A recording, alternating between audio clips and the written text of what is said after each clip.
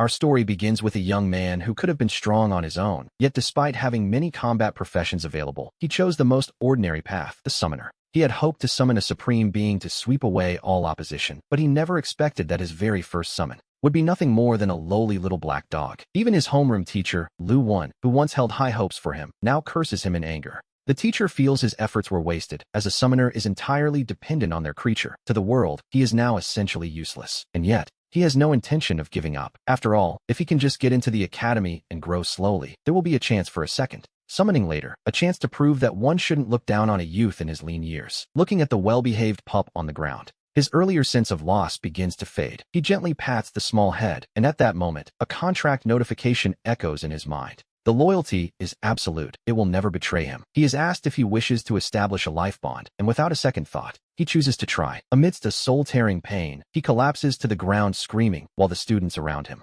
assume he simply can't handle the disappointment and begin to mock him. His girlfriend, the school beauty Lu Ruyan, approaches with a hint of feigned apology, explaining that the college entrance exam is far too important for an ordinary person like her. As it turns out, the Lancer Lu Liang has already agreed to team up with her, so she won't be joining him. When he gives a simple no problem in response, the further explanations she had prepared are cut short. A sudden wave of feeling undervalued rises within her heart, and with a cold snort, she turns to leave without a shred of pity. She tells herself he must be pretending not to care. Her friends chime in, telling Ruyan she did nothing wrong and shouldn't be so humble towards someone like him. After all, his combat power is hardly worthy of a beauty like her. However, he isn't paying them any attention at all. As the life bond completes, he discovers to his shock that the little dog has awakened an SSS rank talent, greedy gluttony. It can turn anything it eats into pure energy, allowing for growth and evolution that ignores all limits. It seems the pain was not for nothing. SSS rank talents are incredibly rare, and anyone who possesses one is treated with the utmost importance.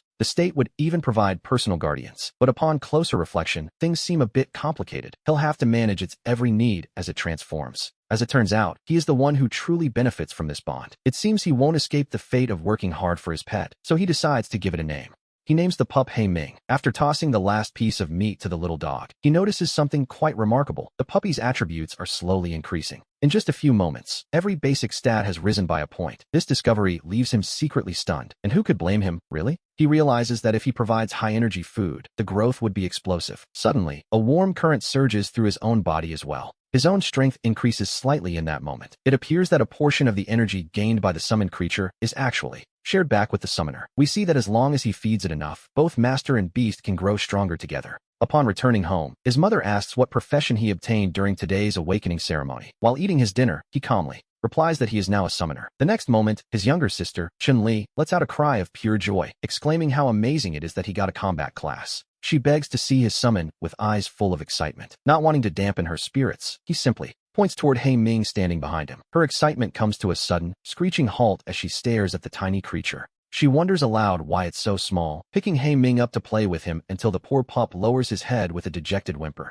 After dinner, while he is busy clearing the table, his mother suddenly approaches him with a serious expression. She pulls out a bank card, mentioning she heard the exam requirements for Jin Ming have been raised again. To be honest, the pressure is clearly getting to her. She tells him there are 35,000 yuan on the card for him to buy supplies for the exam, offering to borrow more if it isn't enough. He knows this card holds every cent of the family savings. His mother's love is absolute, and she protects him without reservation, terrified that he might fall behind during the college entrance exams. At this stage, he truly does need this money as capital for his development. He accepts the card without unnecessary politeness, thanking her and assuring her it will be enough. He knows he must improve his strength before the exams begin, or he won't stand a chance at any academy. He also remembers that a top 10 finish comes with a significant cash prize. If he wins it, his mother won't have to work so hard anymore. With the card in hand, he heads straight to a restaurant run by lifestyle professionals. There, he buys over 100 pounds of cheap lean meat and feeds every bit of it to Hei Ming. The pup tears into the food as if he can never be truly full, and we see his attributes slowly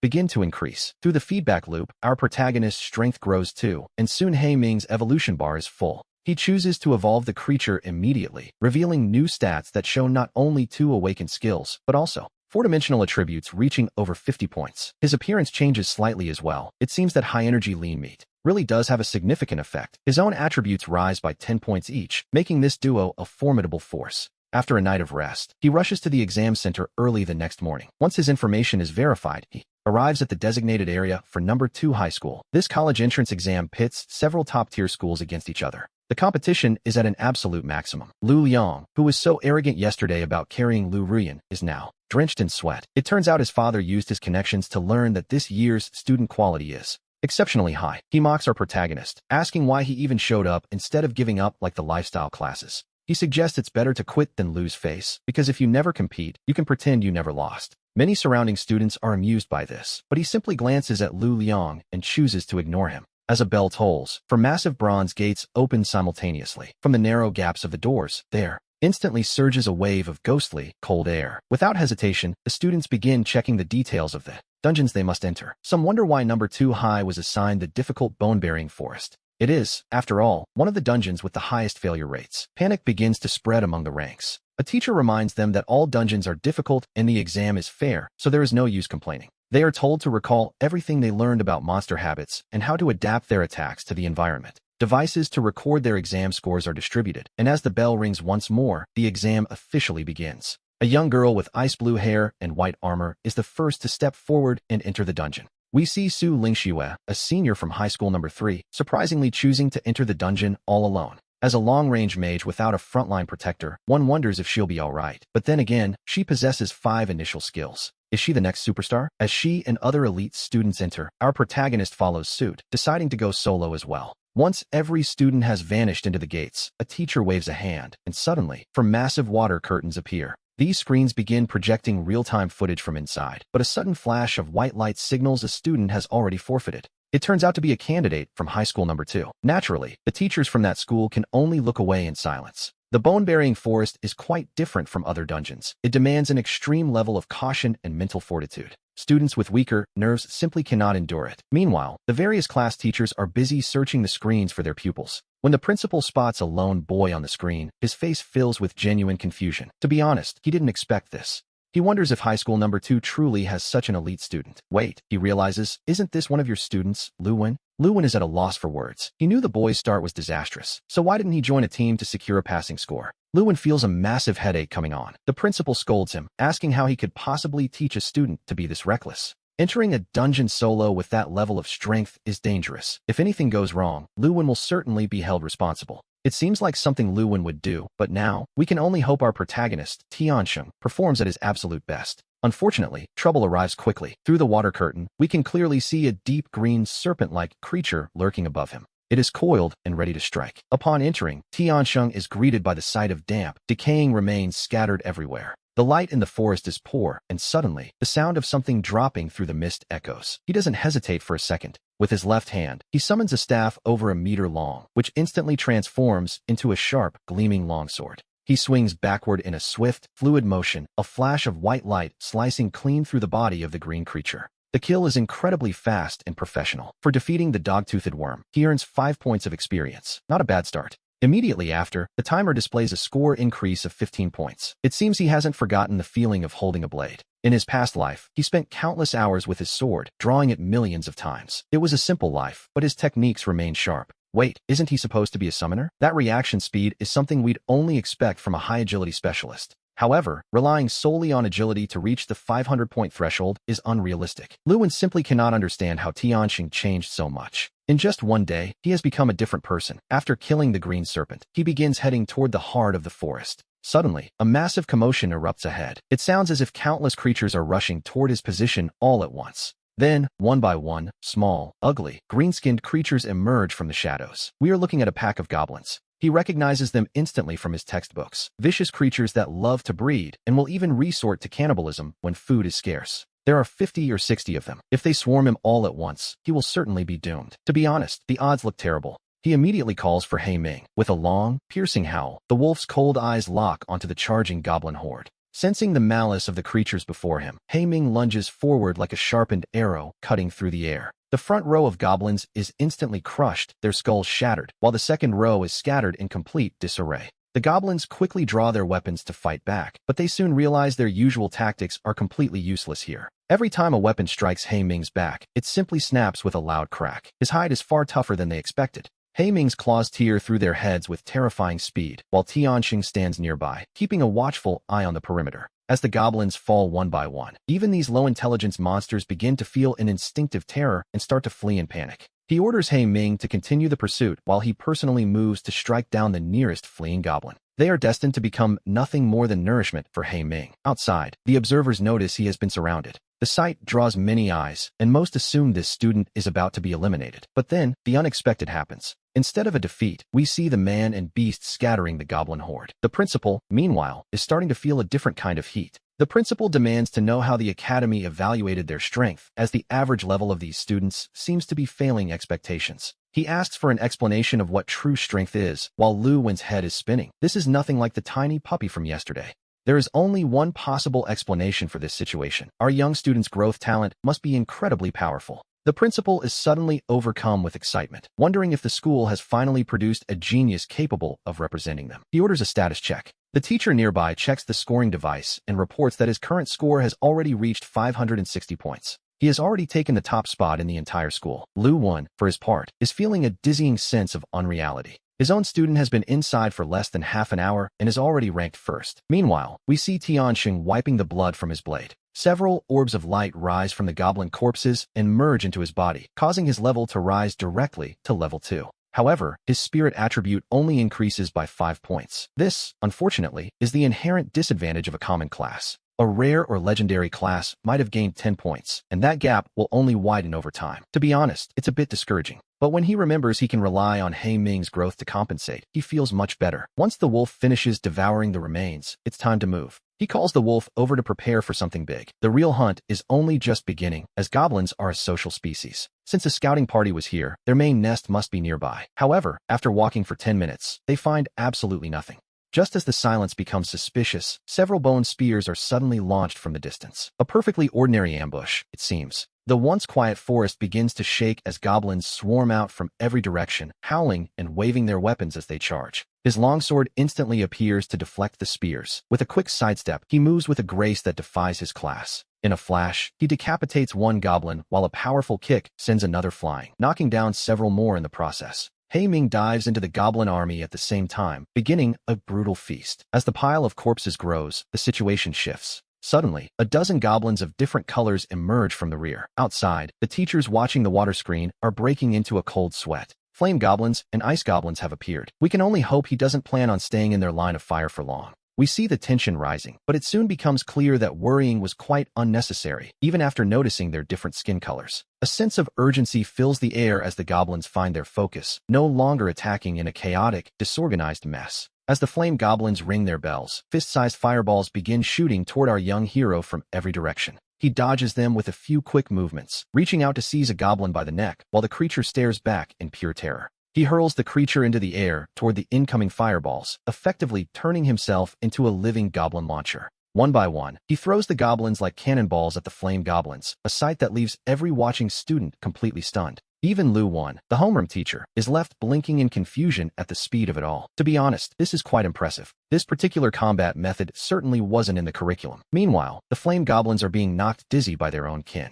If they cast spells, they hit their friends. If they don't, they die. Amidst this chaos, He Ming has already circled around. The wolf picks them off one by one until, out of 100 goblins, only a lonely few remain to flee for their lives. This time, however, Tianxing doesn't finish them off. He follows from a distance, intending to destroy their entire nest in one go. As the goblins duck into a dark cavern, he pauses for a moment of reflection before following them inside. It is pitch black, making it impossible to see the ground where he occasionally steps on the skeletal remains of past meals. Suddenly, several small shadows lunge at him. He instinctively draws his blade and strikes, slicing the goblins in half before they hit the ground. He Ming swallows two more nearby. Suddenly, light flickers around the corner of the tunnel, and the path ahead grows much brighter. Once he sees what lies ahead, his expression changes instantly, and he retreats. Countless hideous figures are crawling across the cavern ceiling. They snarl and gnash their teeth, staring down at him. In the next heartbeat, they rain down like a torrential storm. He quickly activates his summit skill, Gigantification. He Ming's size immediately swells until he stands 4 meters tall.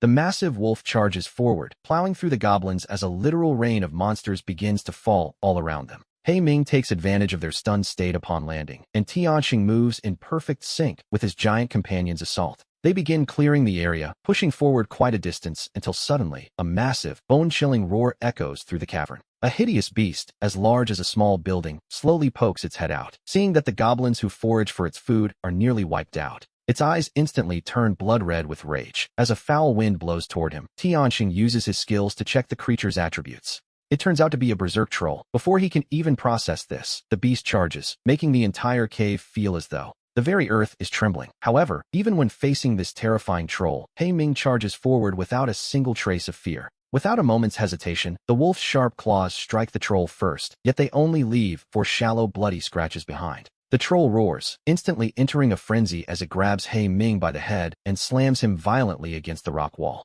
At the same time, its massive body crashes down. Seeing He Ming pinned, Tianxing quickly activates his summoner's talent skills. A summoner possesses 3 core skills: beast strengthening, beast recovery, and beast summoning. To be honest, he's going to need them all. He hadn't encountered an opponent this strong before, so he's pulling out all the stops. The moment the strengthening skill takes effect, He Ming finds the strength to flip the troll onto the ground. During this desperate struggle, Tianxing continuously casts recovery spells, while swinging his blade with all his might. Finally, he wears the troll's health down to just a few hundred points. Nearby, some other students have heard the commotion. Since forest bosses are at least level 12, they wonder which team could possibly possess such incredible combat power. A 3-person team led by Wen Sun approaches, hoping to help out while also getting a share of the loot. But when they arrive at the scene, they stand frozen in disbelief, because the one fighting the boss isn't an entire elite squad, it is just one man. In that moment, Tianxing delivers the final blow with his cane sword, and the troll's health bar drops from 1 to 0. The sword in his hand clearly marks his identity as a summoner, yet the surrounding students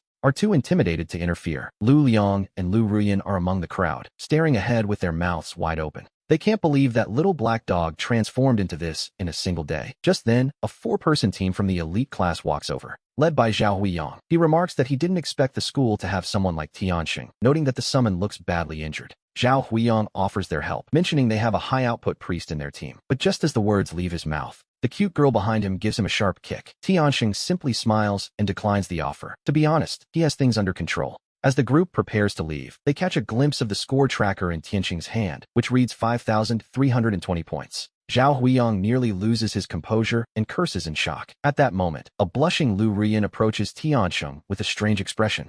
However, before she can get close, He Ming's blood-red eyes fix her with a cold, predatory stare. Suddenly, Lu Rian feels as though she's plunged into ice. Her legs go weak and she looks at him with a pitiful, trembling gaze. Tianxing, however, doesn't even bother to turn around and look at her. He heads back into the cave, letting He Ming continue to consume the remains to strengthen himself. Once every monster in the vicinity has been devoured by He Ming, a layer of energy wraps around the wolf. It seems this evolution will be far more significant than the last one. We can only wonder what kind of combat power he will possess once he emerges. A short while later, a pair of sharp claws suddenly tear through the light. He Ming steps out, his body having grown even larger, his jet black fur now shimmering with a brand new luster. Even his pupils have shifted into a deep, piercing crimson. Simultaneously, Tianxing receives a notification. His summon has gained a new skill called Deterrence, along with a new talent, Flame Shroud. Seeing such a terrifying boost in power, Tianxing is secretly amazed. He quickly opens the status panel and sees that He Ming's base attributes have all exceeded 100. At this rate,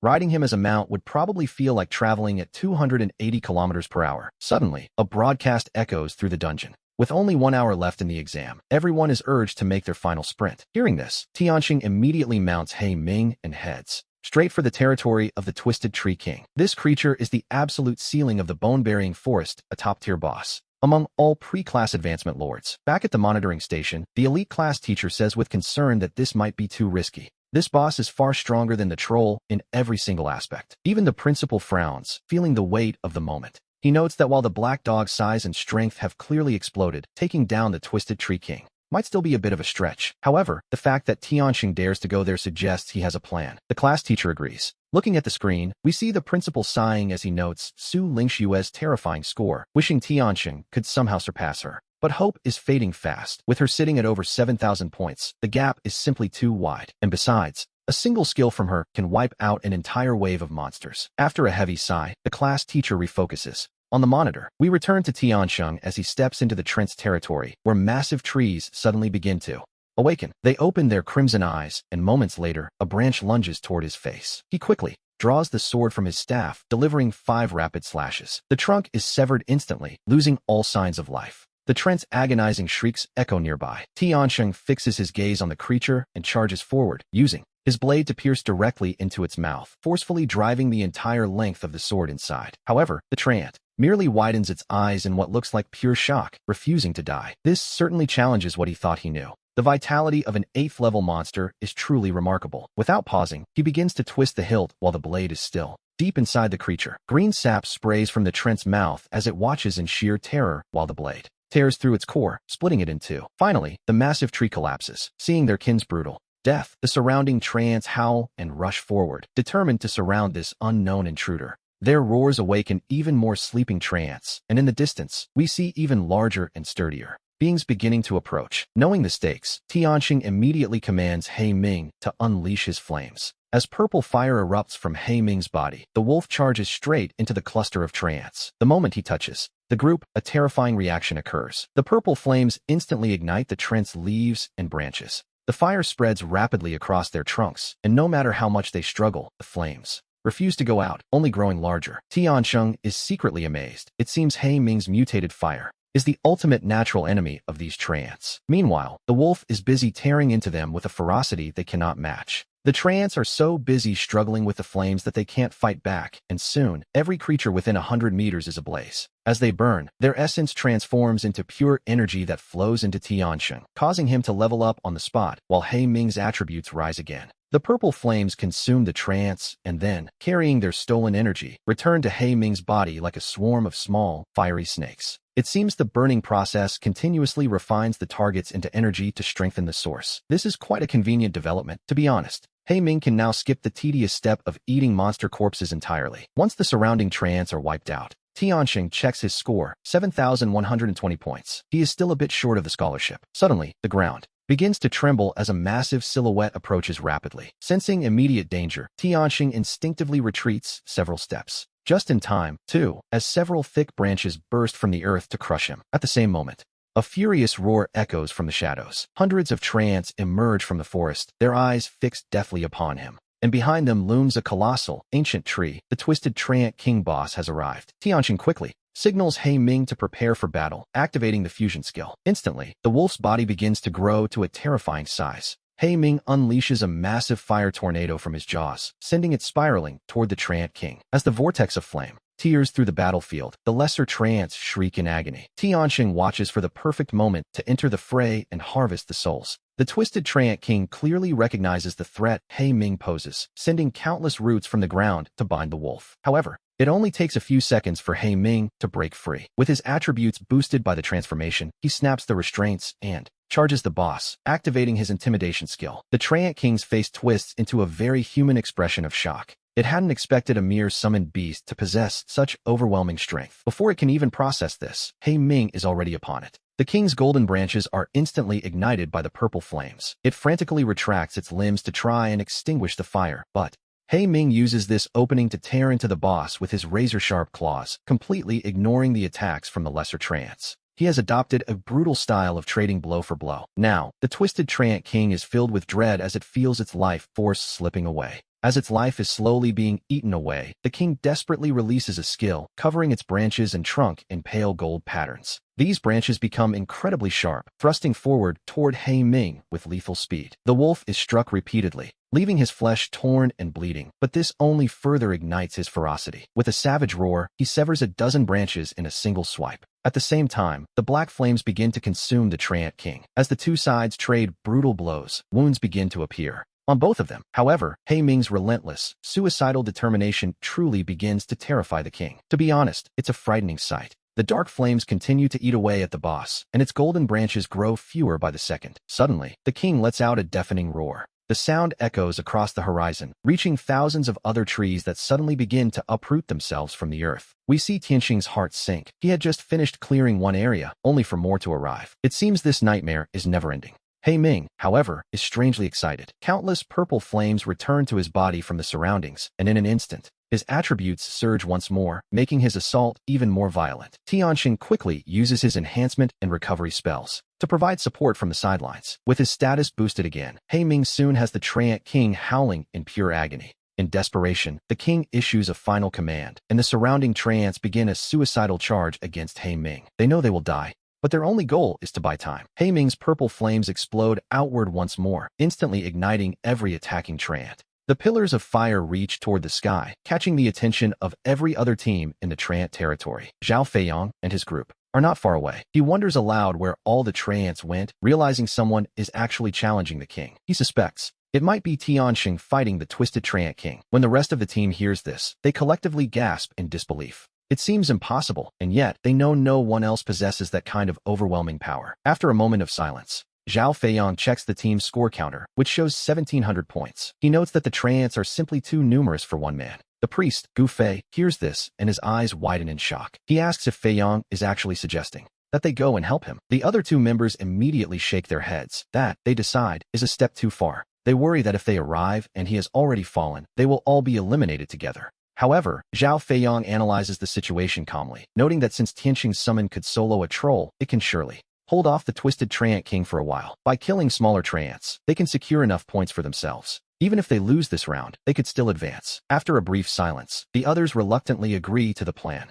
The group then begins charging toward the source of the flames. When Feiyang and his team finally reach the king's territory, they see the massive treant king covered in purple flames, desperately running for its life. It's quite a pathetic sight, really. Chasing right behind it is a massive wolf wreathed in violet fire, tearing into it relentlessly. Feiyang and his companions stand there, completely stunned by the spectacle. It is only then that Tianxing notices the arrival of the group. Feiyang can only offer a bitter smile, admitting they thought he was in danger, yet the reality is quite the opposite. Seeing Feiyang's sincere expression and the score on his counter, Tianxing feels a surge of respect. They aren't close, but Feiyang risked his chance at a top-tier academy to come here. Gu Fei, fearing a misunderstanding, quickly steps forward to explain that Feiyang's grandfather was the old principal of the second high school. Though retired, he still cares deeply for the school's reputation. Seeing the school on the verge of falling to a second-tier status, Feiyang felt that only Tianxing could carry their banner. That is why they rushed here without a single moment of rest. Touched by this, Tianxing generously invites them to clear out the nearby treants that are already low on health. Feiyang is initially embarrassed. After all, they came to help but ended up just leeching experience points instead.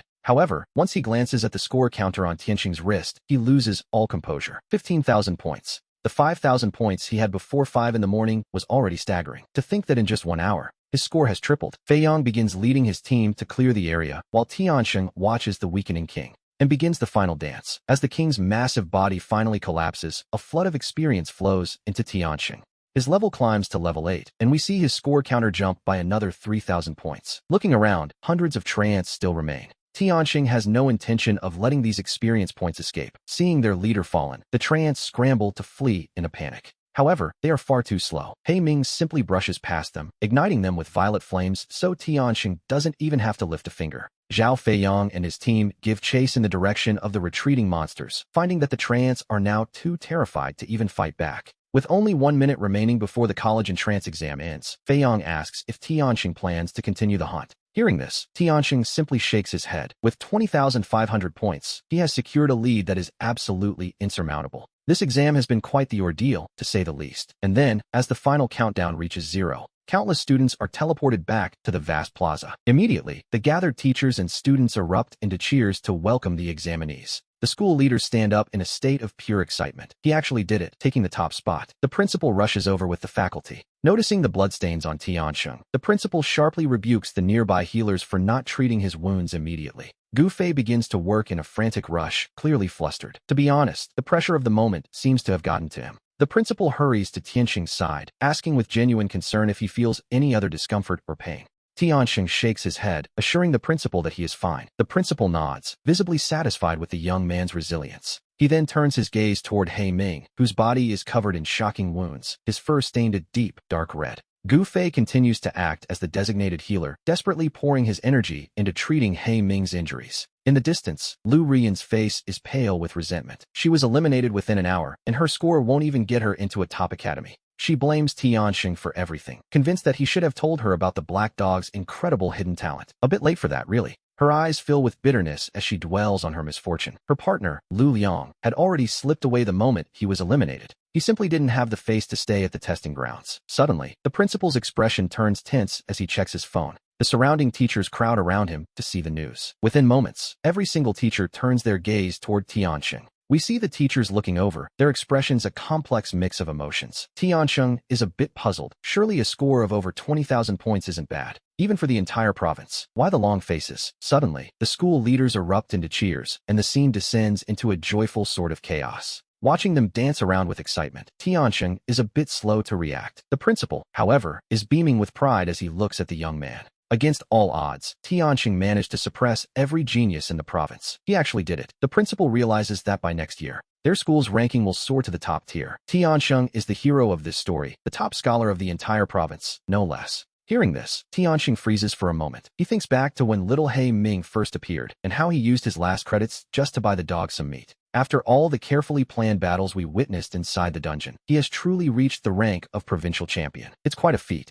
One has to admit, He Ming is truly terrifying. Not only does he seem to have no ceiling, but his combat power scales at an incredible speed. Tiansheng knows he reached this height because of his companion. Thinking of this, he can't help but feel a surge of anticipation for his next summon. As the news spreads like wildfire, everyone learns the name of the province's top genius, Qin Tiansheng. Back at number 2 high school, the stands erupt in a frenzy of excitement. People are shouting that they knew all along he had the potential to become the provincial champion. Some students even declare they'll choose to be summoners next year. After all, being a summoner looks incredibly cool right now. Others wonder if a top scholar like him is looking for a girlfriend. We see many young girls blushing as they steal glances in his direction. Tiansheng's lips curl into a slight, satisfied smile. Meanwhile, over at the number 3 high school area, the atmosphere is a bit more subdued. The teachers are all trying to comfort Su Lingxue, but she doesn't seem to care about her ranking at all. Instead, she looks over with curiosity. She wonders if this is the summoner who managed to stay one step ahead of her. Later, when Tiansheng returns home, his sister Chun-Li rushes out. With an urgent look on her face, she asks if her brother is really that important now. Tiansheng is surprised by her sudden intensity. He wonders how she found out so quickly. She asks if the person who conquered the entire province with a single beast was really him. He gently pats his sister's head and gives her a nod. It's a quiet moment of confirmation after all the noise of the day. Receiving his confirmation, Chun-Li's breath hitches. She starts jumping up and down in excitement, eagerly asking to see his summoned beast. She begs him to show her the beast, mentioning how everyone is talking about how cool and powerful his summon is. It's quite the reputation to live up to. Tiansheng feels a bit helpless, explaining that their home is simply too small for such a display. Just then, his mother walks over, her face beaming with joy. We see her eyes glistening with tears of pride. Tiansheng looks at her and tells her she won't have to work 2 jobs anymore. To be honest, it was about time. He promises her a better life from now on. His mother nods firmly and calls them to dinner, her heart clearly full as she prepares the meal. The table is covered with dishes they could never afford before, delicacies they used to pass by in the market. Suddenly, his phone buzzes with a notification. He sees a bank transfer has arrived, and even he can't hide a surge of excitement. Before leaving school, he had mentioned the prize money to the principal. He hadn't expected the principal to move so fast, but the man ensured the funds were settled today. While a principal usually can't bypass every official channel, no one is going to argue with the needs of a provincial champion. Tiansheng realizes in this moment that his life has fundamentally changed, and who could blame him? He knows He Ming can hunt for himself now, so he decides it's best to leave the entire 1 million yuan prize at home for his family. A wise choice, really. This means his family will never have to pinch pennies again. For Tiansheng, providing this security is the true meaning of becoming stronger. After dinner, while his sister plays with He Ming outside, Tiansheng finds himself dwelling on a lingering mystery that he hasn't quite solved yet. He wonders if He Ming's SSS rank talent was a gift from a system, but despite calling out many times, he receives absolutely no response from any hidden interface. Ruling that out, he concludes there is only one other possibility. His own talent is so terrifyingly high that it has simply exceeded the known scales. It seems his power is literally off the charts, making it impossible for standard equipment to detect. He reminds himself that as the provincial champion, recruiters from top universities will soon be knocking on his door. Instead of worrying about which school to choose, his immediate priority is his first job advancement. Having just hit level 10, he opens his status panel and clicks on the advancement option. To move forward, he must face a specific challenge. The advancement requires him to clear a randomly matched dungeon. Only after completing the trial mission can he successfully transition to his next stage of power. Naturally, the stronger the candidate, the higher the difficulty of the matched dungeon. However, if one performs exceptionally well, their professional potential can actually increase. If he achieves the highest possible clear rating, his entire character class might even ascend to a higher tier. It's a rare and golden opportunity. This is one of the few chances to bridge the gap between ordinary and elite, though very few ever succeed. A moment later, the process begins. The system finishes its preparations, and we see Tianxing being teleported into the first advancement dungeon. After reading the detailed description, he realizes the dungeon consists of 10 people in total, with a strict 24-hour time limit where returning to Earth is impossible. Currently, there are only two choices available: either protect the survivors and eliminate the calamity beasts, or help the mother beast devour everything in its path.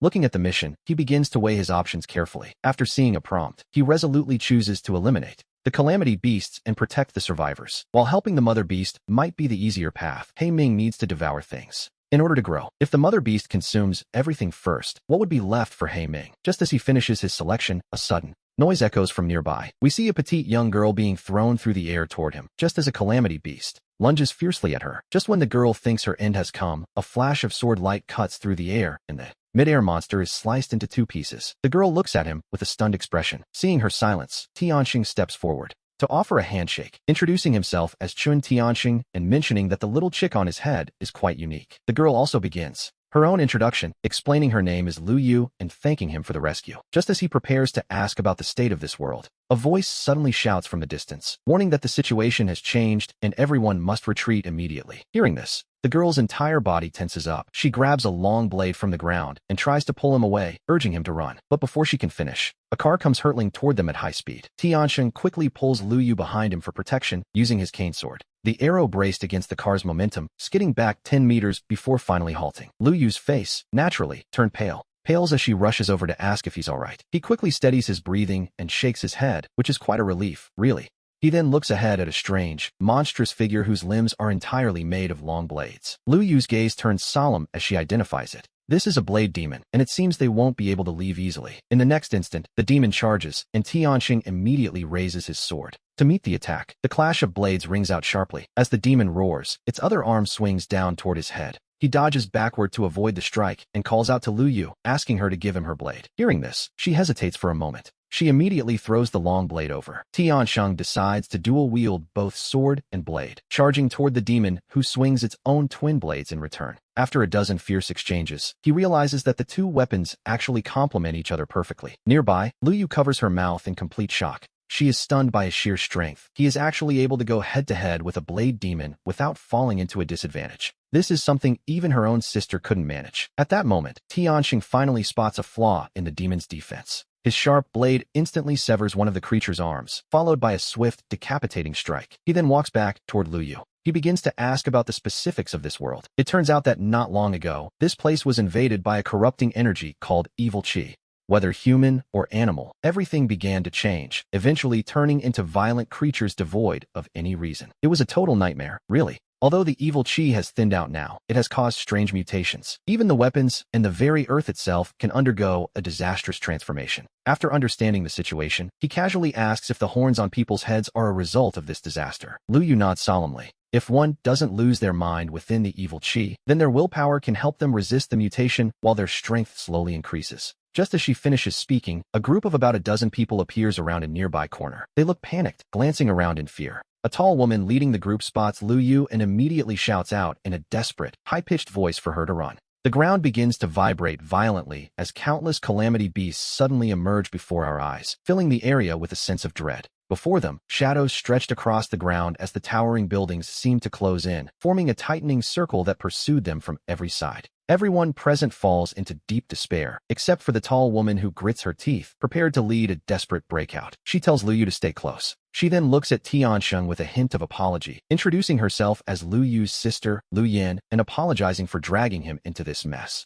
He doesn't seem to mind at all. Instead, he walks toward the calamity beasts, wanting to see exactly how many of them there are. Seeing this, Lu Yan shouts for him not to be so impulsive, as one person alone cannot possibly contend with so many monsters. Hearing this, he looks back with a smile and asks who said he was alone. In his eyes, it is the monsters who are surrounded. He immediately activates his summoning skill. After a ripple of spatial distortion, the massive, towering form of He Ming appears behind him. At that exact moment, a piercing cry echoes through the sky. Tianxing, well aware of how dangerous these calamity beasts are, immediately activates He Ming's giant form. He then commands the massive creature to charge into the swarm, as purple flames begin to spread rapidly across the battlefield. Most of the beasts can't even last 5 seconds before they are reduced to nutrients and absorbed by He Ming. It is a truly efficient, if slightly terrifying, display. The onlookers are frozen in disbelief. Lu Yin is the first to snap out of it, shouting that since the beast has drawn the monsters away, they must seize the chance. The group quickly retreats toward a commercial building, hoping to escape through the back door. But as we know, things are rarely that simple. Suddenly, a bolt of lightning strikes from the sky without warning. A blond young man holding a book steps out from the shadows to block their path. He calmly informs them that passage through his territory is forbidden. As he speaks, his book glows with an eerie purple light. Streaks of purple lightning crackle around him. Sensing a sudden, sharp chill of danger, Tianxing instinctively swings his blade toward the empty air behind him. A crisp metallic clang rings out in the void. A blue-haired woman wielding a dagger slowly reveals herself, her stealth having been compromised. She is impressed that his spiritual power is high enough to detect her in the heat of battle. Tianxing, however, isn't interested in small talk. His blade instantly slashes across her waist, a direct hit. Curiously, however, there is no blood. Instead, her body flickers like a fading phantom. She reappears several meters away, looking at him with genuine shock. To be honest, she clearly hadn't expected him to be this fast. She screams for her allies to stop watching, asking if they really expect an assassin to fight him head-on. Right on cue, a fiery figure crashes down from above. Tianxing raises his long blade to meet the impact. After several fierce exchanges, the man shrouded in flames begins to look worried. He finds it hard to believe a mere summoner possesses such incredible strength and speed. He even pauses to ask if Tianxing is truly just a summoner. Tianxing doesn't bother answering. Instead, he gives a cold laugh and scans the area, telling the others to stop hiding like rats and come out. For more figures slowly emerge from the void. It seems they have all chosen the second mission, to protect the mother beast. This puts them in direct opposition to our protagonist. Normally, the Federation Council forbids killing within reincarnation dungeons, under threat of being wanted. However, dungeons with specific faction divisions are a notable exception to that rule. In other words, the gloves are officially off. The man in the flames mocks Tianxing, remarking that he didn't think anyone would actually be foolish enough to choose the first mission. The man asks if Tianxing's teachers in Great Xia ever taught him how to actually increase his chances of survival inside a reincarnation dungeon. He tells him not to talk nonsense, claiming that while Great Xia's knowledge is all in the textbooks, Tianxing must have simply slipped through the cracks. Still, he admits that reaching the second job advancement proves Tianxing is extraordinary, so he advises him to run away while he still can. A sturdy Huaxiao man chimes in, suggesting that Tianxing should know how to choose between completing a mission and losing his life. Hearing this, the blue-haired assassin woman is less than generous, noting that the more the mother beast eats, the higher their final score will be. She reminds them that Tianxing didn't hold back against them earlier, so they might as well let him become nutrients for the mother beast. Tianxing narrows his eyes at the group, asking if they've ever heard the saying that high-end hunters rarely have good intentions. The others react as if they've just heard a hilarious joke. They wonder how he expects to win a fight when it's 1 against 6. As we see him calmly wipe the blood from his long blade, Tianxing asks how they can be so sure that no one else chose the same mission as him. Furthermore, he points out that such a high-profile performance was exactly what he needed to draw them all out. He tells them he has memorized each of their faces and their arrogant attitudes, and now, it's time for a little payback. As soon as he finishes speaking, a violent, tyrannical roar echoes across the battlefield, shaking the very air around them. The surrounding flames and energy surge back into He Ming's body like a flood, causing the massive creature to grow even more unstable. Standing 8 meters tall, He Ming clears the surrounding miasma as he charges forward, activating his intimidation skill. The group feels a sudden chill wash over them, and to their horror, their hands and feet begin to tremble uncontrollably. When the massive black claws swing down, they finally manage to override their brain's fear response and scatter in every direction. Unfortunately, the last person to try and escape is caught. Black flames instantly envelop his entire body. He doesn't even have time to scream before he is turned to ash. Seeing this, the remaining 5 are suddenly drenched in cold sweat. They had assumed that while the summon was strong, 3 of them could stall it while the others finished off the summoner. They expected the beast to vanish once Tianxing died, but they hadn't realized the summoner's own strength and speed were just as formidable. One of them immediately chants a spell, summoning thick bolts of lightning that coil around He Ming like iron chains to bind him. He shouts that he can only hold the beast for 10 seconds, but before he can even finish his sentence, He Ming shatters the restraints. As Tianxing releases an empowerment spell, He Ming's strength surges once more, forcing the remaining 5 to stop holding back. They begin to reveal their trump cards, and the blue-haired assassin transforms into a dark shadow, lunging directly for Tianxing's face.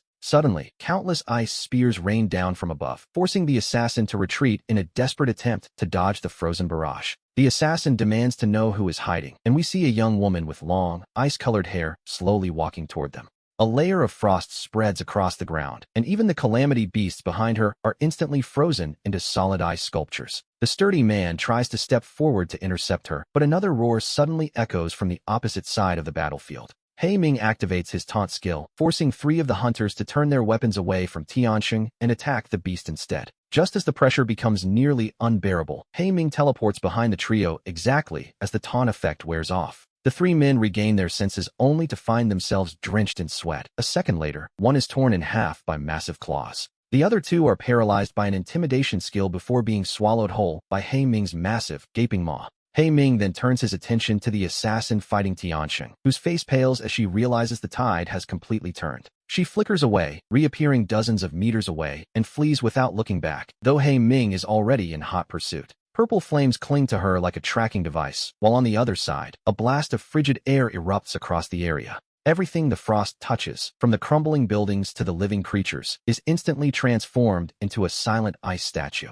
The sturdy man is frozen solid where he stands, leaving only one of the 6 original hunters left, the blonde youth. His face is ghostly white, unable to believe that their 6-on-3 advantage was so utterly crushed by Tianxing's overwhelming power. He releases a desperate smokescreen to cover his escape, but Tianxing's eyes are filled with a cold, unmistakable killing intent. With a flash of lightning-fast movement, Tianxing swings his long blade, ensuring that not a single one of these hunters escapes the night. We see Lu Yu and a dozen others lying heavily wounded on the ground, though fortunately, no one has died. You then ask him for the location of the Calamity Mother. The mother stands out among the countless calamity beasts, and only by erasing her can the score be maximized for everyone involved. It is a chance to help save this world, though he warns that so far, no one has ever managed to kill a calamity mother. He tells you there is no need to risk your life, but you simply pat his shoulder and assure him that Hei Ming will protect everyone. At that moment, Su Lingxue and a large, stout man walk over. The first thing she says upon seeing you is, "Big brother, your summon is incredible." She wonders if you are the top scholar from Dantian province, while the man asks if she is the second-ranked Su Lingxue herself. It turns out her former classmates always said Lingxue was as kind-hearted as she was beautiful, a girl of humble origins who nearly took the top spot. Meanwhile, the students from the second high school used to brag that compared to our Tianxing, the top scholars from other provinces were nothing but amateurs. They even had photos to prove their claims, which, naturally, added a bit of fuel to the local rivalries. Because of this, the 2 of you quickly became famous across the neighboring provinces, leaving you and Lingxue both feeling a bit awkward about the hype. You wonder who taught them to brag like that, but after chatting for a while, the 3 of you reach an understanding and you explain the plan. You discuss the mission to kill the Calamity Mother, and both immediately agree. However, when we reach the city center, the atmosphere shifts. We find a thick, cross-like mist drifting between the skyscrapers. This is clearly far more dangerous than the outer regions we just left. Suddenly, swarms of calamity beasts rush forward, and Hei Ming immediately activates his intimidation skill before charging into the crowded street. Purple flames explode across the pavement, and as you watch the swarms approaching from every direction, you realize something is wrong. The Calamity Mother must have sensed something, as these creatures seem to have their own special way of communicating with one another. Without hesitation, you draw the sword from your cane and strike at the beasts coming from the right, with the others following your lead. Lingxue quickly summons her magic orb, and like a divine intervention, a massive wall of ice rises to block the charging beasts. Sharp ice spears erupt toward the rear, and countless beasts let out a mournful cry as they fall in rows, like wheat before a scythe. On the other side, Hei Ming tears through the battlefield like a wave of black lava, an unstoppable force that leaves nothing but destruction in his wake. The entire street is consumed by purple flames, and we see the calamity beasts unable to withstand the heat for more than a few seconds. The piles of corpses Hei Ming leaves behind don't even account for a fraction of the swarm. The city holds roughly 1 million beasts. Even if his stamina were infinite, he couldn't kill them all, so you decisively order Hei Ming to hunt the Calamity Mother instead. Upon hearing your command, Hei Ming turns and smashes through the ice wall, sending beasts flying as he charges toward the source. He heads for the city center where the corruption is thickest, but just as he reaches the bridge, something massive stirs in the mist. A dark red serpent, over 10 meters long, lunges from the gloom and strikes him with enough force to send him reeling. Hei Ming is sent flying backward, but as he rises from the rubble, he lets out a roar filled with pure, unadulterated hatred. More dark red serpents begin to slither around him, their countless eyes all fixed on Hei Ming with predatory intent. The massive octopus-like mother seems to sense the danger and retreats slightly, prompting Hei Ming to launch a desperate immediate attack. As the mother shrinks back, several serpents lash out at once. Hei Ming dodges what he can, which, to be honest, isn't much.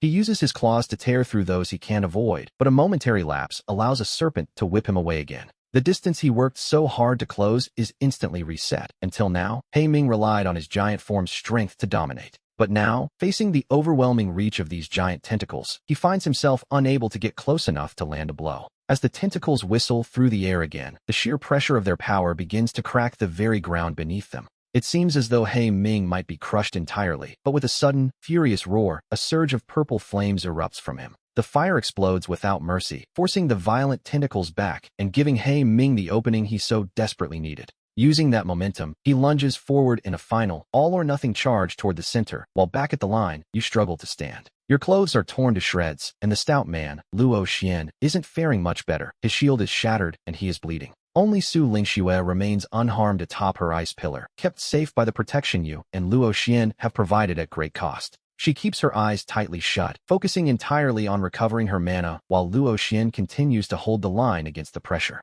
Behind the lines, we see your brow furrow in concern as you sense through the soul contract that Ming's life force is rapidly fading. It seems she has truly fallen into a desperate situation, and the stakes have never been higher. Suddenly, the world feels like a frozen cellar as ice transforms into two massive white dragons, roaring as they surge forward. You watch in disbelief, remembering the rumors that Su Lingxue's hidden potential was immense, and it seems they weren't exaggerating. To be honest, the power of this single move likely exceeds S rank, a truly terrifying display of strength. This strike clears a path through the swarm, yet as more beasts join the fray, you realize you must strike the leader to end this. Checking Ming's evolution progress, you see she is only 30 points away from reaching her full potential. At this moment, she is just shy of the threshold needed to transform. Forcing a mid-battle evolution is the only glimmer of hope left. Otherwise, the three of you stand no chance against this army. A little later, you push through the horde to reach the city center, which Ming and the corrupted Zhang Yun have turned into ruins. A roar echoes in the distance, and as we follow you into the thick corruption, we find Ming looking weak and covered in blood.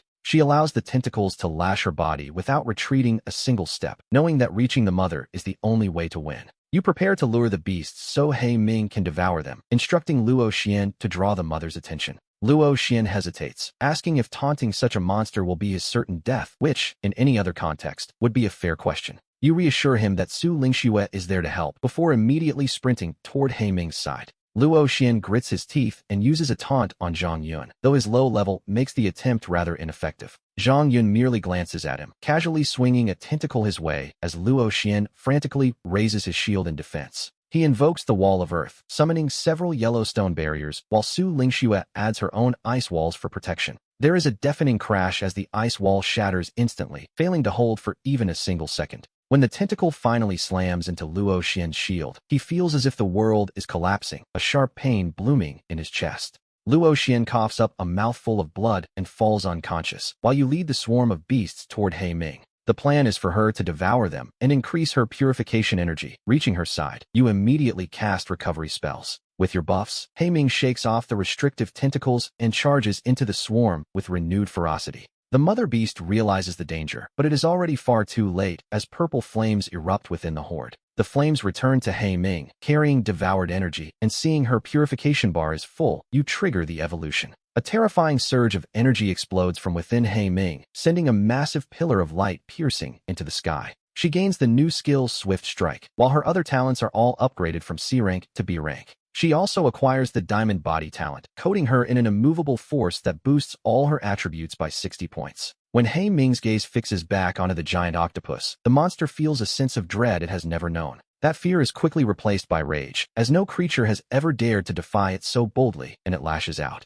Thick tentacles whip toward Ming, yet her golden light merely flickers as she absorbs the impact with ease. She blocks the assault as a towering phantom forms behind her, causing the surrounding temperature to skyrocket. Suddenly, you feel something grab your leg, only to look down and find that Luo Xian has finally woken up. He squeezes out a weak smile, calling you a legend and vowing to stick by your side, which you quickly help him do. The three of you watch the clash of titans together as Ming raises her massive claws high into the air. The phantom behind her mirrors the movement, raising its own field of force to prepare for a devastating blow.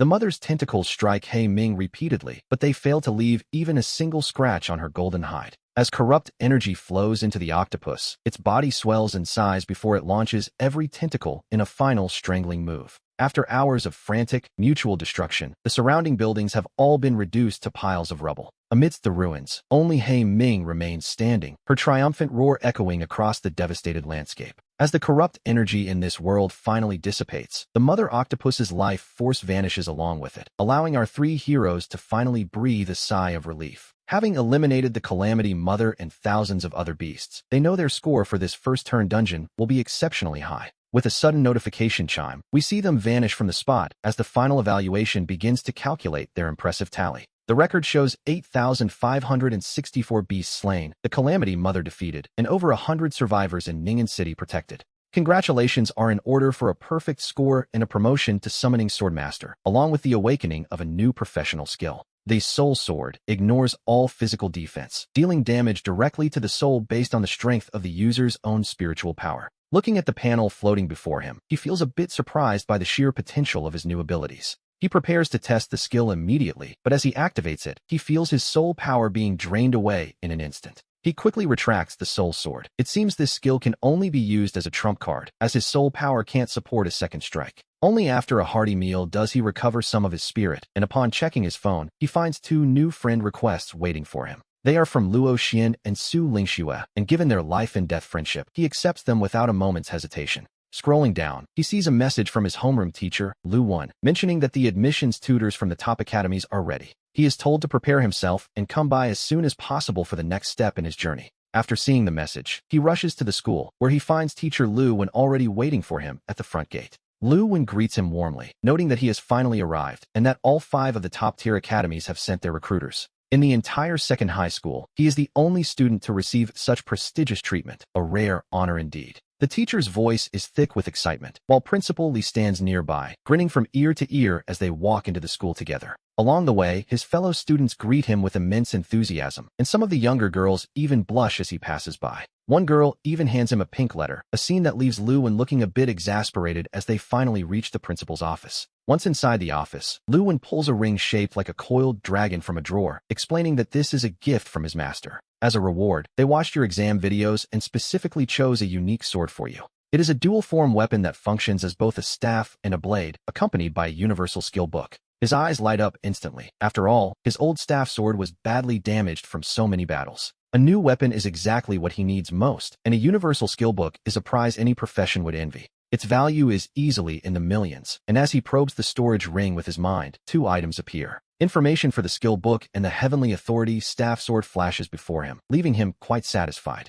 It is a perfect fit for a summoner, and soon, all 5 top academies begin offering him their best deals. The representative from Qingtian Academy starts by promising that any 3 resources are his for the choosing. However, the mentor from Beilong Academy scoffs at the offer, mocking such a meager selection of resources. To be honest, he makes it sound like they are merely handing out scraps to a beggar. The stakes rise as Yuntian Academy steps in, suggesting that if Qin joins them, they will go a step further. They offer to relocate his mother and sister, ensuring their lives are fully arranged and comfortable. Then, Ji Fei from Young Academy takes a deep breath and makes her move, promising even greater heights. She offers to apply for the finest summoning materials to increase his chances of obtaining top-tier summons. They even offer to cover all growth resources for his Black Wolf, matching every condition the others mentioned. It seems Yunk is willing to give him everything the other schools promised and more. This year is full of monsters, with over 10 students scoring above 20,000 points in the exams. The other 4 mentors quietly back down, worried that spending too many resources here will leave them empty-handed later.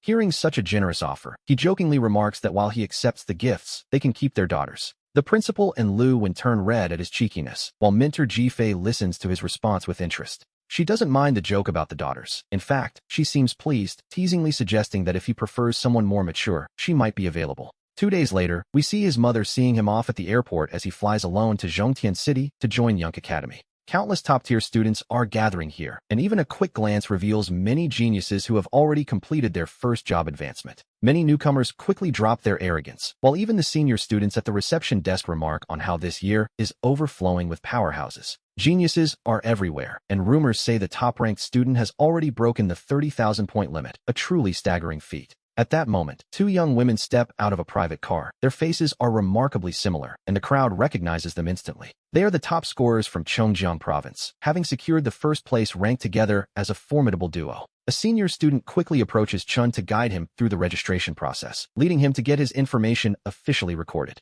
After arranging his housing, they provide him with a special phone linked to the Apocalypse system, allowing him to access restricted data. As he enters his student ID, the senior student standing beside him suddenly freezes in complete disbelief. She has never seen a freshman start with 100,000 credits, an amount that could buy almost anything in the academy. Meanwhile, in the Young Academy office, Ji Fei is facing trouble of her own regarding the resources she promised. Her colleagues argue that while they had enough resources to recruit 4 top paladins, she spent far too much on a single student. They claim she is wasting Young's chance to escape the bottom rankings, especially since the summoning materials alone cost tens of thousands. The resource package is top tier, and giving him 100,000 credits on top of that is seen as an excessive luxury. They believe these rewards far exceed his actual value, even if he were the highest scoring student in the entire country. Ji Fei asks if they have actually watched his exam footage, suggesting that even an S-rank student would be moved by his performance. She points out the unnatural growth speed of his summon, but Jiang Weiyue immediately cuts in to draw a different conclusion.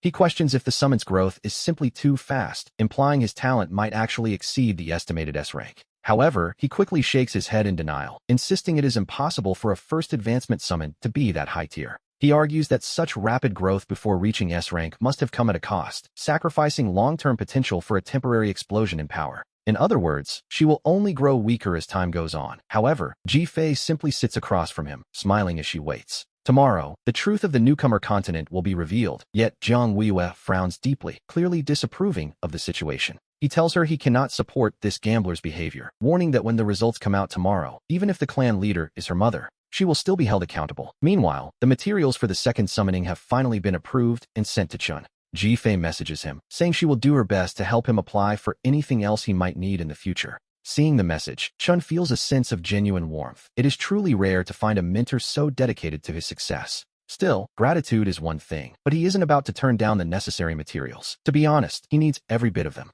The supplies arrive quickly, and he prepares for the second summoning. As he casts the spell, magic instantly floods the entire room. A shimmering light appears within the void, and from the glow, a delicate silver butterfly emerges before his eyes. He quickly opens his status panel to check the results, hoping for another miracle to match his previous success. However, his jaw nearly drops in shock. These attributes are actually weaker than He Ming's, setting a new record for the lowest stats possible. He catches the silver butterfly as it flutters toward him. The system begins the synchronization process, reaching a perfect 100%. A prompt asks if he wishes to establish a life connection. As he clicks confirm, that familiar, agonizing sensation of a tearing soul returns. The connection is complete, and a notification rings out. The summon has gained the unique SSS rank talent, Myriad Divine Transformation. This talent allows it to take any form and gain different abilities accordingly. Hearing this, he finally breathes a long sigh of relief. Now he begins to feel a spark of curiosity, wondering exactly what kind of forms this little silver butterfly can actually take. After a bit of preliminary research, he realizes just how powerful this transformation talent truly is. It is, quite frankly, a game changer. To test it out, he spends a few hundred credits on his phone to buy a set of standard combat armor, which is delivered almost instantly. He opens the crate to find the various pieces of the armor set inside, and he begins the synchronization process with the silver butterfly. With a simple thought, the silver butterfly nods and dissolves into a soft glow, transforming into a set of combat armor that slowly covers his body. Surprisingly, he doesn't feel the slightest bit of discomfort. It feels as though the armor were a natural extension of his own skin. It seems that a suit of armor truly is the ultimate dream for any man, though he notes its defensive power is still a bit lacking. Sensing his thoughts, the silver butterfly sends back a mental pulse, explaining that its armor form can be strengthened by absorbing metals. This increased hardness won't vanish even if it changes forms, and as it absorbs items, there is a small chance it will gain their unique properties. Just like the greed gluttony talent, this has no upper limit. Naturally, he is eager to see what it can do and lets the butterfly merge with the armor he bought. The butterfly swallows the gear instantly, and a moment later, Chun feels the silver plating on his body grow noticeably tougher. With this, defense is no longer his weakness. Where a powerful attack might have killed him instantly before, that danger is now a thing of the past. As long as he keeps feeding the silver butterfly, he, a mere summoner, might actually become a frontline powerhouse. Excited by the prospect, he immediately messages Ji Fei, telling her he needs construction materials with special properties, and plenty of them. She replies with a simple, okay, and barely half an hour later, a notification arrives that the requested items have been delivered. Inside the crates, we see a collection of rare metal ores, each possessing different properties and belonging to the most precious resource tiers. The total value must be in the tens of millions. Furthermore, these are military-controlled resources that ordinary players simply cannot buy. Chen begins the fusion process, not even sparing the metal crates themselves as the silver butterfly consumes everything in sight. Soon, the armor covering him becomes incredibly hard, while its weight reaches a staggering 5 tons. Yet, it doesn't hinder his movement at all. Of course, if he were to land on an enemy, it would feel like a mountain falling on their heads. The butterfly also gains a sharpness attribute from the absorption, greatly increasing its lethality during combat. He even has a weapon on his back that can change shape at will. This is exactly the kind of living armor he had imagined. Early the next morning, after washing up and heading downstairs, he is surprised to find 3 young men sitting in the living room. They clearly know who he is, though one cold-looking man speaks with a hint of disdain, suggesting Chen's success is merely a matter of luck. The man claims Chen simply got lucky with a powerful summon. As the second-ranked student in Longxi province with 23,000 points, he clearly looks down on our protagonist. He speaks with a sharp edge, implying that while others rely on luck for their summons, his own success is a matter of pure, undeniable talent. Another student, Fengya, chimes in to challenge this arrogance, noting that awakening an S-rank talent is just as much a matter of fortune as anything else. Suddenly, an announcement blares across the residence, instructing all new students to gather their weapons and equipment immediately. They are ordered to assemble at Skylark Square. It seems the freshman competition is starting half a month earlier than originally scheduled. A young man named Chao Yang adjusts his glasses and suggests that the timeline has been moved up for a very specific, and perhaps troubling, reason. Fengya looks confused, but Chao Yang explains that the number of mutated beasts outside the city walls has been growing at an alarming rate lately. Several areas have already been declared forbidden zones, and with nations sending all their strength to the front lines, there is no one left to clear these threats. Fengya's brow furrows as the realization hits. She asks if the academy truly intends to send fresh students out to deal with these mutated beasts. Chao Yang nods, noting that humanity no longer has the luxury of time to nurture talent slowly. They must learn to fight on the front lines now. Unlike a dungeon where one can simply exit when things get dangerous, the risk of death in the wild will be exceptionally high for everyone involved. However, the rate of growth will also be incredibly fast. He advises that if they want to stay safe, they should avoid standing out during the competition. By keeping a low rank, they might avoid being drafted for the cleanup crews, as the academy likely won't force those who don't show elite potential. Chen remains silent after hearing this, wondering if the global situation has truly become so dire. He suddenly recalls the world within the reincarnation dungeon. He remembers the sight of countless people dying under the weight of calamity, with only a few survivors left struggling to breathe in the ruins.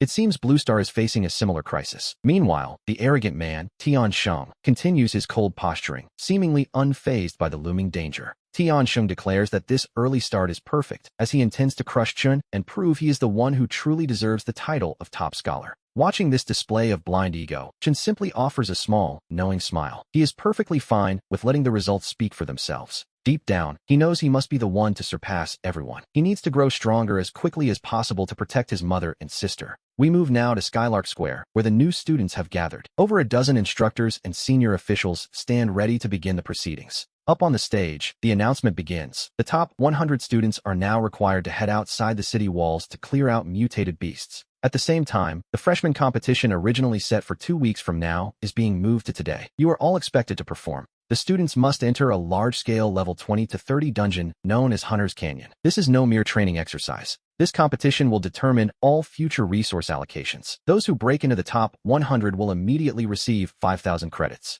The top 50 will receive 10,000. As the announcement concludes, the massive dungeon gates slowly begin to creak open. A heavy aura spills out, sweeping across the square. Some students find their legs shaking and their lips trembling. This isn't a joke anymore. They wonder how they can survive when they haven't even reached their first job advancement. Meanwhile, a tall figure is searching for someone nearby. The figure quickly pushes through the crowd toward Chun. To be honest, it is a bit of a surprise to see him here. It is Luo Xian. He had mentioned applying to Skylark Academy, just like Chun, and it seems he actually followed through. He even brought his sister, Luo Ning. Luo Xian jokes that their survival depends on Chen's protection, while Luo Ning hides behind her brother like a shy little bird. Chen tells them he can't partner with them. Hearing this, Luo Xian's expression instantly turns to one of panic. He quickly promises that they won't be a burden to him. He claims he can tank the damage while Luo Ning provides buffs and crowd control. But Chen sighs, explaining that isn't the issue at all. His expression turns serious as he warns them that following his team will be exceptionally dangerous. Luo Xian insists he isn't afraid, but Chen looks at the sister. As Chen's gaze falls upon Luo Ning, the older brother suddenly realizes the weight of the situation. The thought of Luo Ning following them into such danger almost brings her to tears. Considering her timid personality, Luo Xian realizes it might be a death sentence. Luo Xian is torn, looking visibly troubled by the dilemma. Watching this, Chen sighs helplessly and sends them both a party invitation anyway. With his current strength, he figures that as long as he remains cautious, protecting the two of them shouldn't be much of a problem. Soon, the students begin entering the dungeon. Interestingly, most of the people here choose to go in solo, which is common in elite academies. In such a competitive environment, this display of independence is hardly surprising. As a white light envelopes their bodies, our three companions begin their descent. They step forward together, officially entering the depths of the dungeon. And so, our three companions find themselves standing at the entrance of the dungeon. Luo Xian doesn't hesitate for a second, raising his great shield to taunt the monsters rushing from the shadows. Luo Ning looks a bit nervous as she quickly casts her buffs. Suddenly, the monsters' movements stiffen as the surrounding colors bleed away into a dull gray. With a mere thought from Chun, a silver butterfly appears in a flash of white light, landing gently upon his finger.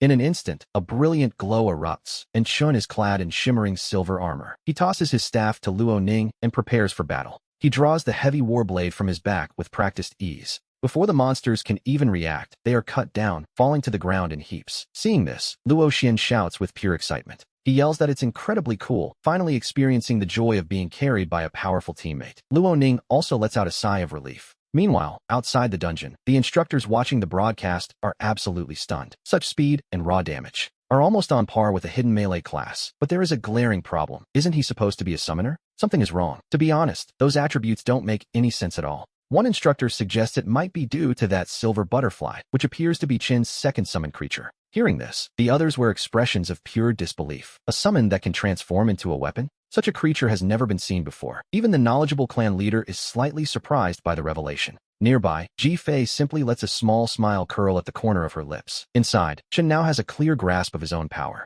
He can one-shot these level 20 monsters with ease, putting his strength at the peak of a second job advancement. Even if he couldn't defeat a third advancement opponent, he could certainly walk away from the fight unscathed. However, the Grey Domain is constantly trying to erode his will. He quickly tells Luo Ning to retract her field. Seeing Chun standing perfectly still, Luo Xian shouts in a panic, worried his friend is being affected. Luo Ning's mind goes blank with fear. But in the blink of an eye, Chen steps out of the Grey Domain. His expression is calm and composed as ever. As it turns out, Chen hasn't been affected in the slightest. Luo Ning quickly apologizes, admitting that in her panic, she forgot how to control the field. Her voice is thick with tension, knowing she made a mistake. Chen doesn't blame her, though. He suddenly understands why their parents allowed Luo Xian to bring his sister along on such a dangerous journey. He offers her a small, comforting smile and tells her it's all right. Checking the recorder, we see they've only earned about 120 points. This pace is clearly a bit too slow. To grow stronger quickly, he must take first place and secure the resources of the snow axe. Whether it's the silver butterfly or Hei Ming, both require massive amounts of gold, stone, and energy to achieve limitless, frantic growth. With a mere thought, Chen summons Hei Ming, who appears with a deafening, earth-shaking roar. After giantizing, the creature's size explodes to over 100 meters, with pitch-black flames dancing across its entire body. Having picked a direction, Hei Ming charges forward, his massive silhouette vanishing from sight in the blink of an eye. As Hei Ming storms through, the point notifications begin to skyrocket, simply because his base combat power is already at the level of a third advancement. While giantized, he can even clash with fourth advancement foes, so Chen lets him sweep through the area with terrifying efficiency. Chen then heads down a different path, intending to farm points from two directions at once. In just 2 minutes, Hei Ming has already covered over 10 kilometers, with every monster in his path being swallowed by flames and converted into energy that flows back into him. His massive frame is even growing by millimeters. Nearby, 5 first advancement students are struggling to fend off a swarm of giant spiders. Suddenly, a wave of scorching heat washes over them as the 100-meter-tall Hei Ming comes charging through. The trailing flames envelop the giant spiders, incinerating them instantly in a display of raw power. Within seconds, the corpses are reduced to ash, and the flames, having consumed everything, carry the energy back to the now distant Hei Ming. The 5 students are left standing there, completely stunned and unsure of what just happened. Meanwhile, the top-tier young woman leaps high into the air, commanding a thunder dragon to crash down upon the monsters below. As the lightning explodes, the monsters are utterly annihilated. The girl looks on, clearly wanting more, as she watches the ranking board. My sister is acting up again, Luo Lan sighs, looking quite helpless. She knew they shouldn't have let her serve in this state. The burden of that 7th-tier skill, Red Hot Comrade, is simply too heavy. We recognize them as the girl and shadow duo from the first day. Originally, her sister Luo Hongying was just a bit fond of battle, but now it's become a full-blown obsession. Thinking of this, Luo Lan can't help but worry if her sister will become a violent woman in the future. As her thoughts wander, a sudden, heart-stopping aura accompanied by a wave of heat washes over them. Before she can even react, she sees Luo Hongying's expression turn solemn as she steps forward. With a fiery gaze, her violent lightning instantly surges around her long spear. Staring at the charging flame wolf, the mere sight of those massive, barrel-like eyes makes her mind tremble. And yet, the corners of Luo Hongying's mouth curl upward, a look of madness appearing on her beautiful face. Now this is interesting, she says. Watching her fearless sister charge straight ahead, Luo Lan expertly casts a protective barrier over her. With this added support, Luo Hongying's combat power instantly doubles. She was already capable of fighting above her level, and now even more so. A thunder dragon over 10 meters long erupts from her spear as the two forces collide with a deafening crash. But He Ming remains completely unscathed. The fighting spirit in Luo Hongying's eyes vanishes, replaced by pure, utter disbelief. That strike had the power of a third advancement. How could this black wolf be entirely unaffected? To be honest, she's right to be shocked. He Ming looks down coldly at this person who attacked him for no reason, and his massive claw instantly swings out with a crack. Under that terrifying strength, 3 layers of defensive barriers shatter instantly, startling Luo Hongying into quickly raising her spear to block. Even so, her figure is sent flying, crashing into the ground dozens of meters away. Luo Lan's expression changes drastically as she focuses her will, calling upon her hidden strength. Her SS rank talent, Angel's Grace, manifests as 3 pairs of white wings, and a golden light shield rises to envelop them both. Luo Lan feels her mental energy draining away like water through a massive hole, and she tries to speak. Before she can finish, the charging He Ming has already raised his paw and torn the golden barrier to shreds. He looks on coldly. He gives the two of them a passing glance before slowly walking away. Luo Lan is left staring in a daze at this sight, and as Luo Hongying struggles to her feet, she is equally stunned. Outside the dungeon, a heavy silence falls over the crowd. Every mentor, the dean, and the senior students watching are utterly speechless. Seeing Ji Fei's smug expression, Zhang Wuyue feels a profound sense of shock. This level of power has clearly surpassed the limits of a second advancement. After all, the Luo twins both possess SS rank talents and hidden classes, making them the top geniuses in the entire building. Yet, they were so easily suppressed by Chun Tianxing's summon, He Ming. Over the next 10 hours, the Black Wolf doesn't stop for a single moment, tearing through the canyon and slaying over 10,000 monsters. He even takes down several Tier 3 bosses. His body has grown by 33 meters, and his attributes have increased by 27 points. However, the further he progresses, the more energy he requires to grow. Once he reaches 300, every point gain will be far more impactful than before. At this moment, Chun Tianxing isn't dissatisfied. After all, this is the harvest of just half a day, which is still quite terrifying. It's simply slower compared to the initial burst, but progress always becomes harder the further one goes. No one is an exception. Just then, Luo Xian says with excitement, "Brother Chun, we've jumped 6 levels. This is the first time he's experienced leveling up with such ease." Luo Ning is also clearly happy, her gray eyes showing emotions other than her usual tension and fear. Chun Tianxing smiles as he checks the recorder. Their points have already reached 34,000. Not far away, He Ming lies on the ground. He has been killing in a continuous loop for 10 hours of high-intensity combat. He is utterly exhausted. If not for his high constitution, he wouldn't have been able to withstand the massive burden of his giant form. Luo Xian looks at He Ming and feels it's a bit cruel, asking if he's alright. Chun Tianxing simply shakes his head and casts a recovery spell. Soon, the dungeon time limit expires, and a white light envelopes them, teleporting them back to Skylark Square. Countless amazed and burning gazes instantly lock onto them. Then, the dean's secretary shouts from the platform, "Alright, I shall now announce the rankings." In first place with 34,000 points, Chun Tianxing. 34,000 points. Hearing this, every student is left in a state of total shock, especially since the gap below them is a literal cliff. The drop is staggering. Second place is Feng Yi, with a mere 13,000 points. "This is impossible," the cold young man mutters in disbelief. He wonders if there is a problem with the leaderboard, and he isn't alone. Many around him find the results utterly bizarre and incomprehensible. It's one thing for Chun Tianxing's score to be absurdly high, but why are the others, including the 2 strongest geniuses, so incredibly low? Sensing the growing confusion among the crowd, the secretary decides to offer a bit of clarity. It turns out that because of Chun Tianxing's summon, many students who tried to block its path were swatted into serious injuries, wasting far too much time. This delay caused the massive disparity in scores. Suddenly, everyone's gaze shifts back to Chun in awe, realizing the impact He Ming truly had. Since He Ming had essentially cleared the entire canyon, most students had encountered him. However, far from blocking him, most didn't even dare to move. Only a few top geniuses, confident in their own strength, chose to try and stop this pseudo-boss. A bold choice, though perhaps not a very wise one. Unsurprisingly, they were all flattened by a single claw. Nearby, a dozen students are gnashing their teeth as they glare at Chun, for they were the victims. Feng Ye's face is a mask of frustration because he, too, harbors deep doubts about these rankings. To be honest, there are at least 3 people stronger than him. In any normal year, it never would have been his turn to take second place. At this moment, Feng Yi suspects that everyone else was simply held back. Thinking of this possibility, he feels a cold shiver run down his spine. Meanwhile, hearing the secretary's explanation, Luo Hongying stares at Chun without hiding her intensity.